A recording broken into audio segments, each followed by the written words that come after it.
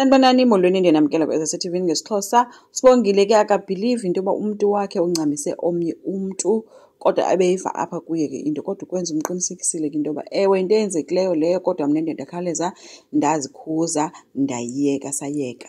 Uthi ke enye into izinto zithanda ukuba nzima phakathi kwethu sobayi-2 mvanje. Sibongile ubhidekile uthi kusukela nini ukwenza uyacacisa ke uba kaloku thina sobayi-2 siphi-levels ezingafaniyo. Wena Sibongile ungumfundi mna ndiyi-divorcee. Uthi ke mna ndifika nemithetho neengxaki ezininzi and ke ngoku ndiyamdinga nomntu ozondixhasa kule nto yoba ndidlula ebunzimeni obungaka ebomini. So uthi ke andifuni ukuthwalisa iingxaki zam ngoba kaloku nawe uzolibala izinto zakho ezibalulekileyo empilweni yakho. Sibongile uthi lilonke ke uthi lo mntu oncamisene nayo ngoyena mntu ukwaziyo ukukusapota nothi mna. Ukwenza uthe no not kanjalo. Sibongile ke uthi ufuna ukuqonda uba uthini kanye kanye. Uvele waphakama ke ka Sibongile wamshiya apho. Ukwenza ushiyeke ke ecela uxolo kumntu ongasekhoyo nasecakwakhe phofu. UPhetheni ke nonjengaye baya kwi-lunch bancokola ngoThabile ke uthi ngathi uyafanelana noKwenzo and wenza izinto ezi-right. So ufuna ukummema for idina. Maybe uKwenzo uzoyivuyela loo nto. Unjengaye naye ke uthe uyamnqanda ngoba lo mntana yi-auditor yabo abazukwazi into yoba bammema ezilunga le nto. Uthi uPhetheni akekho permanent mos lo mntu uzomane efike emane ehamba. Unjengaye uthe cha ayizukwazi ukwenzeka loo nto ngoba izoba ngathi thina simenza akhokhe ii-numbers zethu. So ayizukwazi uthe makayiyeke angayiqali le nto lena. Sibongile kwelakhe icala yena ubhizi ufonela uNomfundo for some advices umbase ngale nto yakhe noKwenzo. uNomfundo kumqinisekisile into yoba uKwenzo uyakuthanda ngenhliziyo yakhe yonke wenze imisteyikhi njengaye wonke umntu.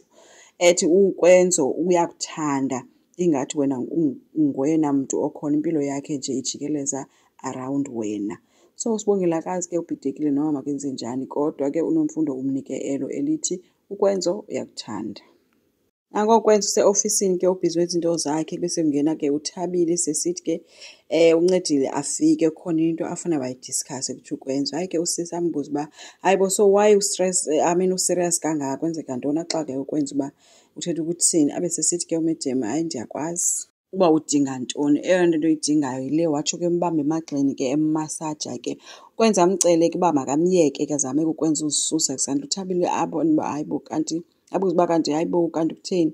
Athi omnye bendikuxelela mos uba ndine-girlfriend. Athi omnye ewe ndiyayazi loo nto yho but aqhubeke nokummasaja. Hayi ke ukwenza aphakame ke abe semtsala emsusa kabuhlungu ethi ndithe kuwe yenza likhawume kancinci. Kanti yintoni ingxaki yakho because udala ndikuxelela into yoba ndicela undiyeke andifuni ukulahlekelwa yinto ekhoyo ngengekhoyo. Aphoxeke kusisi asuse izandla zakhe kuKwenzo. Kuvele kwafika uPhetheni ke nonjengaye sebesithi and then ingaba yonke into irayithi na kwenzekani. Atsho kunjengaba ingxolo siyiva sile kude kwenzekani phakathi kwenu. Hayi ke athi engekaphenduli ke uKwenzo uThabile athi uyaxolisa ucela ukubuyela emsebenzini wabashiya bejonge uKwenzo.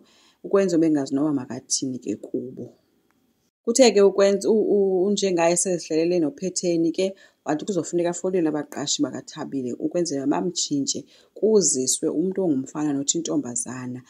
uPhetheni uthe hayi noko uyayibaxa. Unjengaye uthe no andiyibaxi. Wena hlukana noKwenzo yeka uKwenzo aphile impilo yakhe nomntu amthandayo hayi le nto uzama ukuyenza wena.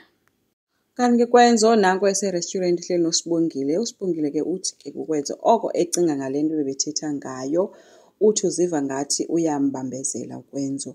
Uthi yamazi uba indoda unezinto azidingayo ebomini ke ngelishwa yena akakwazi ukumnceda kuzo. So uthetha ngale phathi into yoba uSibongile useli-virgin mos and uKwenzo ngumntu osekudala bekade etshatile khona angayaziyo ngobomi. uKwenzo uthi but ndandithe kuwe nje ndizokulinda andinangxaki. uSibongile uthe ndaba ndingumntu ombi noko xa ndithi ndilindele uba wenze loo nto. Oko ebhidekile ke uKwenzo ebuza uba uSibongile uthini ke kanye kanye. uSibongile ke uthe uyabona uba bona boyi-2 badinga nje ukuba bake baye bekwi-break nje encinci noba yeyexeshana. Wamshiya ke apho ke kazi uKwenzo engasakwazi nokuphendula.